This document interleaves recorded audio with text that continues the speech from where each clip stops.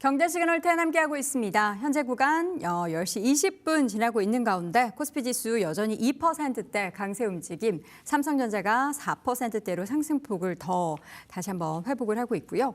코스닥에서는 바이오주들의 움직임이 꽤 강합니다. 2% 넘게 오르면서 지수는 888선의 등락을 나타내고 있습니다. 자, 지금 바이오와 반도체 양 시장에서 시장의 지수를 좀 이끌고 있는데요. 관련한 시장 전략들 체크해 보도록 하죠. AJ 인베스트먼트 이재규 본부장 함께합니다. 어서 오세요. 안녕하세요. 네, 반갑습니다. 코스피는 반도체가 이끌고 코스닥은 바이오가 이끈다. 네. 맞나요? 네, 맞습니다. 네. 근데 지금 2차 전지도 좀 반등을 주는 것 그러니까요. 같아요. 코스닥 같은 경우는 2차 전지도 반등을 주고 있고 코스피 같은 경우는 원전 같은 경우도 지금 두산에너빌리티가 반등을 좀 주고 있거든요. 네. 그래서 전반적으로 이제 엔비디아에 대한 그런 실적이 나오고 엔비디아 실적이 잘 나왔다라는 분석이 있어서 그런지 AI 트렌드에 어울리는, 그러니까 AI 산업군에 관련되어 있는 기업들의 주가 흐름이 전반적으로 잘 나오고 있다라고 보시면 좋을 것 같습니다. 다만 시초가보다는 대체적으로 좀 밀리고 있는 모양새이기 때문에 조금 이따 반도체를 이야기한다면 네. 좀 더 깊은 이야기를 드려보도록 하겠습니다. 알겠습니다. 이게 수급이 저는 되게 아쉬운데 늘 이렇게 반등할 때마다 개인들이 엄청 차익 실현을 해요. 물론 이제 최근에 이제 레버리지를 많이 쓰시다 보니까 오르면은 팔아야 한다라는 생각을 하실 텐데 항상 외국인과 기관이 열심히 이렇게 사고 개인이 파는 이런 상황은 약간 이거 더 오른다라는 시그널 중에 하나로 우리가 꼽잖아요. 네, 그러니까 오늘 수급만 보면 시장이 더 갈 것 같습니다. 네. 그죠? 외국인들이 매수를 해주고 있고 그쵸. 기관들도 매수를 하고 있고. 근데 우리가 지금 보시면은 금액 기준으로 봤을 때 오늘 우리나라에서 개인 투자자가 코스피에서 4천억, 지금 화면에 보시면 6천억 정도 이제 넥스트레이드까지 합쳐서 네. 이렇게 좀 매도가 나가고 있는 것 같은데. 지금 이제 우리가 지난 한 달 동안 우리나라 코스피에 대한 외국인들의 순매도 금액이 네. 13조입니다. 많이 팔았어요. 근데 그걸 전부 다 개인 투자자분들이 매수를 하셨거든요. 받았군요. 근데 이 중에서 굉장히 많은 물량이 신용인 것 같아요. 아. 그러니까 이게 참 저도 아이러니한 부분이죠. 지금 우리나라 시장을 보시면 4월 달부터 10월 달 말까지 개인 투자자분들이 현금 기준으로는 매도를 했대요. 근데 신용 잔고는 계속해서 늘어나고 있거든요. 그러니까 현금을 매도하고 신용으로 매수하고 있는 물량들이 좀 많다라는 부분이거든요. 그래서 오늘 매수가 들어오는 것은 저는 정말 다행이라고 생각을 하는데 만약에 이제 이런 자리, 그러니까 저는 사실 요즘에 우리나라 시장이 그렇게 좋았다라고 생각하진 않거든요. 네. 지금 우리나라 삼성전자 같은 경우도 오늘도 지금 20일 이동평균선이 회복이 안 되고 있어요. 지금 제 화면 잠깐만 혹시 보여주시면 좋을 것 같은데 요 검정선이 20일 이동평균선이거든요. 그 안에 있네요, 지금. 요 깐부회동이 있었던 11월 4일 고점대가 나오고 나서 지금 거의 3주 정도 조정을 받고 있는 상황이거든요.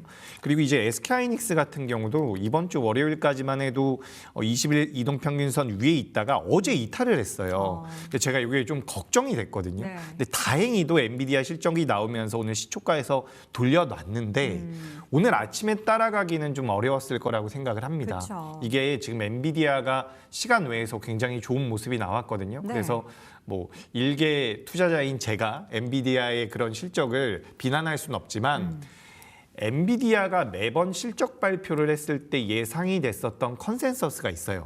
근데 그거를 항상 상회를 했거든요. 네. 이번에도 상회했습니다. 그렇습니다. 근데 많이 못했어요, 상회를. 그 비트에 대한 비율이 네, 이전보다는 맞아요. 적었다. 맞아요. 그렇기 때문에 사실 이게 엄청나게 올라가서 직전 고점을 뚫어낼 것인가에 대해서는 저는 약간 걱정이 돼요.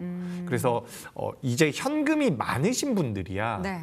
분할 매수 좀 하고 그쵸. 좀 기다렸다가 밀리면 또 매수할 수도 있고 밀리다가 아닌 것 같으면 후퇴를 할 수도 있는데 네. 현금 여력이 없는 분들 같은 경우는 오늘 같은 날에는 따라 붙기가 좀 어렵다라는 맞아요. 거죠.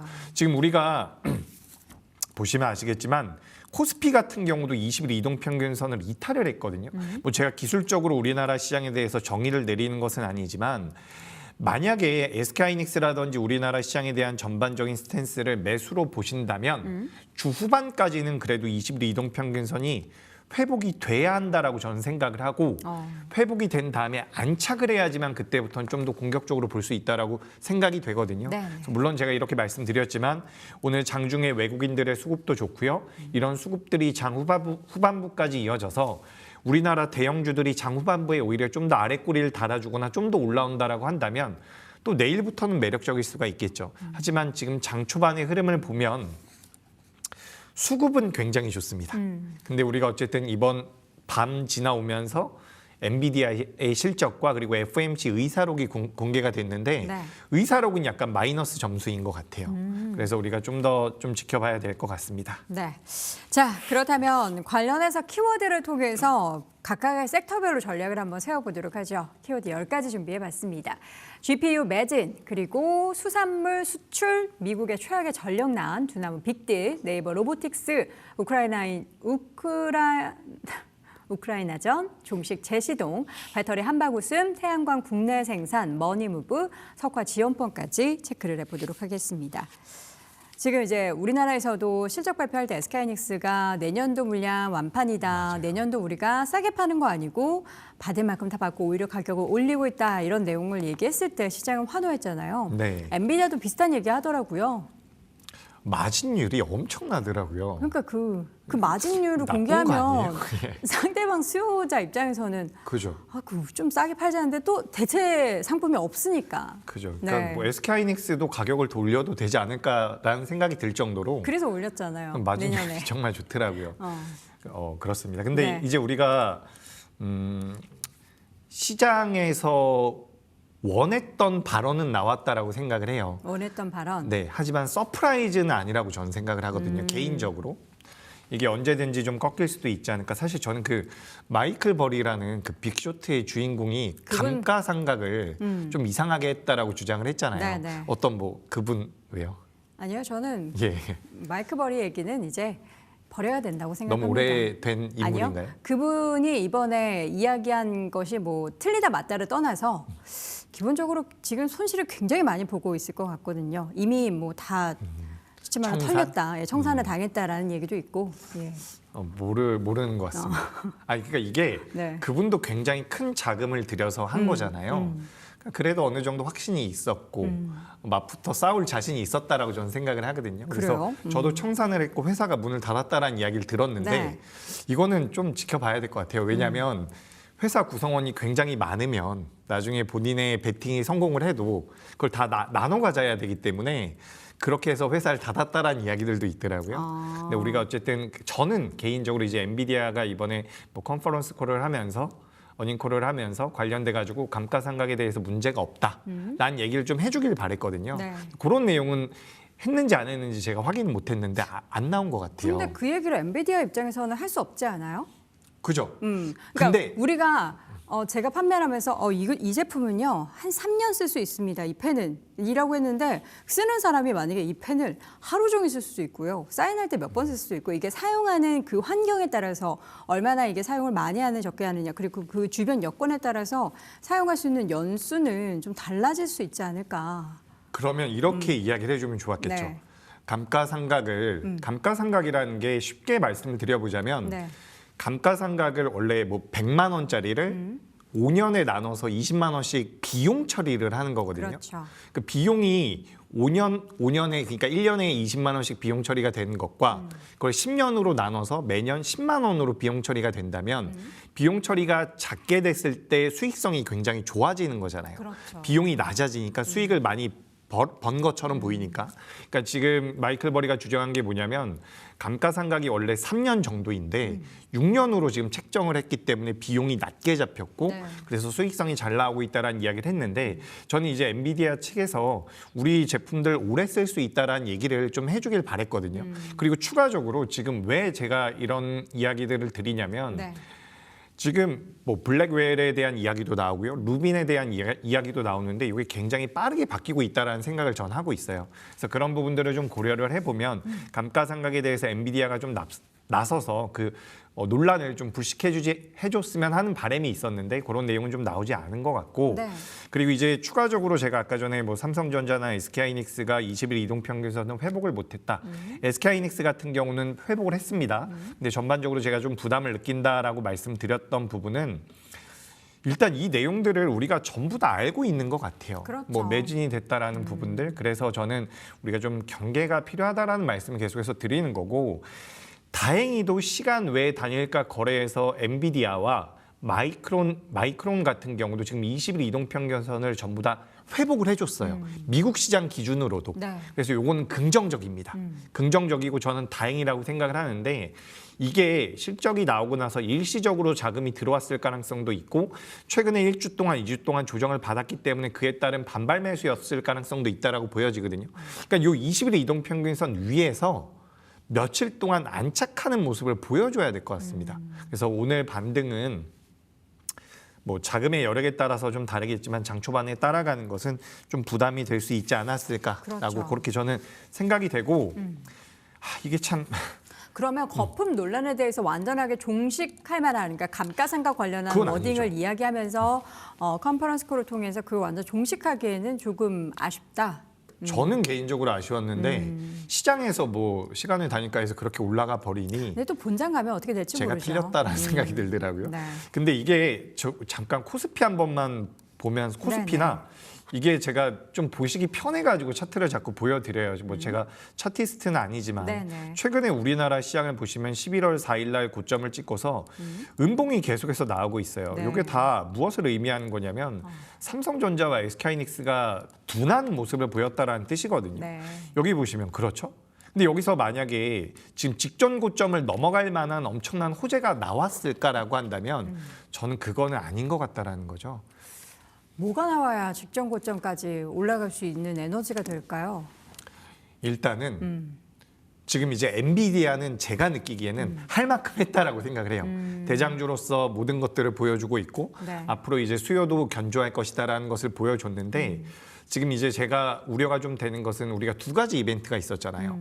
FOMC 의사록에서 12월 달에 금리 동결의 확률이 높아지고 있는 것 같거든요. 네. 근데 금리 인하에 대한 기대감들이 반영이 되면서 올라왔었던 종목들이 있기 때문에 업종들이 있기 때문에 그 기대감으로 올라온 부분들이 어떻게 보면 그 기대감이 완전히 없어지는 상황이 되는 거잖아요. 네. 그렇다라고 한다면 시장에 들어올 수 있는 유동성 자체가 제한적일 가능성이 높다라는 거죠.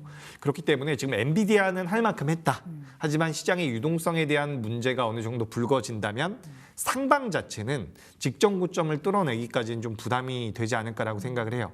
근데 여기서도 우리가 좀 체크를 해봐야 되는 부분이 지금 12월부터 이제 10월 달 FOMC에서 미국에서 12월 달부터는 QT를 종료하겠다라고 이야기를 했거든요. 네. 그러니까 12월 달부터는 유동성을 공급해 주겠다라는 이야기였어요. 근데 이렇게 유동성이 공급이 되는 과정에서 어느 정도의 자금이 들어올지를 좀 봐야 될 것 같고 그걸 시장에서 좀 긍정적으로 받아들여 주느냐. 우리가 지금 위험자산이라고 이야기를 한다면 비트코인도 이야기를 많이 하잖아요.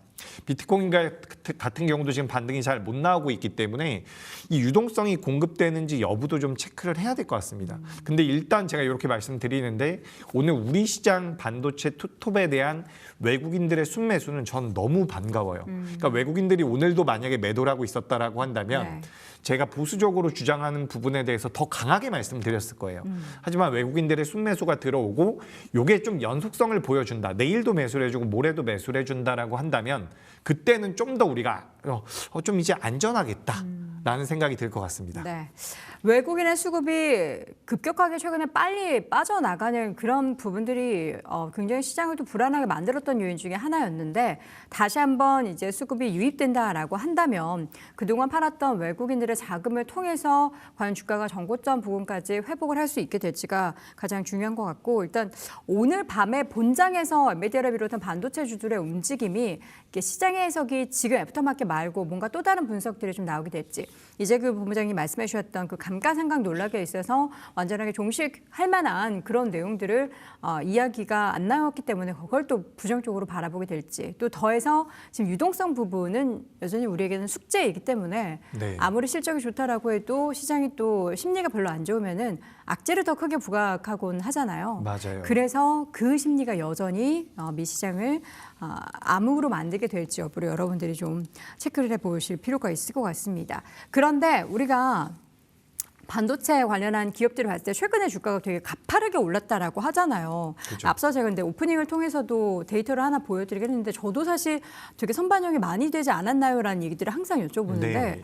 반도체 이익에 대한 그 증가세보다 주가 상승이 오히려 느리다라는 그런 데이터도 나와서 이걸 어떤 기준으로 바라본 건지 저도 이제 뭐 퀀트 분석에서 나온 데이터라서 이거를 명확하게 제가 뭐라고 네. 해석하기는 좀 어려운데 우리 이재규 본부장님께서 보시기에도 지금 향후에 대한 실적 전망을 봤을 때 메모리가 이게 지금은 어쨌든 뭐라 그러죠? 쇼티지 아니면 수요가 많은 상황? 그러니까 수요가 다 반영되지도 않았잖아요. 네. 이게 공급 계약을 맺어서 출고할 수 있는 것만 숫자에 찍힌 거지 수요단에서는 더 줘라고 하는데 우리 여기까지밖에 안 돼. 지금 약간 이런 상황에 네. 놓인 거잖아요. 그럼 그 숫자가 반영이 되는 내년이 되면은 이게 실적이 얼마큼 그리고 주가에 대한 목표 주가도 얼마큼 올라가게 될지 저는 사실 그 부분이 되게 기대가 되거든요. 맞아요. 그러면은 저도 어떻게- 잘은 모르겠습니다. 이게 되게 어려워요. 덜 반영된 거 아닌가 어려운 게 싶기도 하고. 덜 반영됐다라고 볼 수 네. 있죠. 아까 전에 말씀 주셨던 것처럼 지금 우리나라 기업들이 만들어내고 있는 영업이익이 확장하고 성장되는 그 속도보다 주가의 상승 속도가 늦었다라고 지금 말씀을 해주셨는데 늦었다라고 이제 컨테 쪽에서 이야기를 했다라고 하는데 그게 맞을 수도 있죠. 하지만 저는 어떤 관점이냐면 우리가 이제 SK하이닉스가 앞으로 벌어들일 돈들, 뭐 영업이익들 2026년도에 뭐 80조 이야기도 나오고 있고 여러 가지 내용들이 나오고 있어서 그 성장성은 저는 맞다라고 생각을 해요. 그런데 중요한 것은 주가가 그렇게 가느냐라는 부분이라고 저는 생각을 하거든요. 네. 주가가 느리게 움직였다라고는 하지만 제가 제 경험상 저희 미천한 경험상 시가총액이 200조, 300조 되는 기업들 우리나라 기준으로 삼성전자나 SK하이닉스가 단기간에 60%, 70% 지금 우리나라 SK하이닉스 같은 경우는 알고 계시겠지만 올해 8월 달만 하더라도 25만 원이었거든요. 이게 100%가 넘게 올라간 건데 이게 과연 속도가 느렸다라고 할 수 있을까라는 생각이 전 들어요. 그렇기 때문에 우리가 추후에 실적이 반영되는 것은 저는 굉장히 매력적이라고 생각을 하는데 일단 조정을 좀 받을 수도 있다라는 그런 관점이 저는 좀 필요하다라고 보여지거든요. 그러니까 요즘에 시장에 보시면 아시겠지만 저도 그래서 뭐 삼성전자나 SK하이닉스가 조정을 받을 수 있으니까 조심하죠. 이런 말씀 드리면 욕을 먹어요.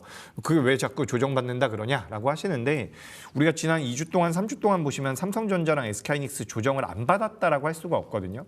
조정을 받으면서 간다라는 관점에서는 저는 여전히 제 의견을 좀 주장을 하고 싶고 지금 이제 실적적인 부분에 대한 메리트는 분명히 부여될 가능성이 높은데 가장 중요한 것은 그 내용들을 우리가 알고 있다라는 거예요. 그래서 저는 주가가 영업이익이 올라오는 속도보다 늦게 올라왔다라는 주장도 있지만 저는 반대로 이미 많이 알고 있는 부분들이 있기 때문에 경계가 필요하다라는 말씀을 드리고 다만 이런 걱정은 안 하셔도 될 것 같아요. 무슨 걱정을 안 하셔도 되냐면 우리가 지금 그 빅테크 기업들이 캐펙스 투자를 줄일 수도 있다. 그리고 요즘에 빅테크 기업들이 회사채를 발행하면서 자금 조달에 대한 부담을 느낄 수 있다는 그런 분석들이 있는데 사실 그거는 저는 걱정 안 해도 될 것 같아요. 이게 왜 그런 거냐면 삼성전자나 SK하이닉스 같은 경우 사실 저는 오늘 엔비디아가 좀 안 좋은 실적이 나왔어도 삼성전자, SK하이닉스 같이 밀렸겠죠. 근데 그 다음에는 삼성전자랑 SK하이닉스가 먼저 반등을 했을 가능성이 높다라고 보거든요.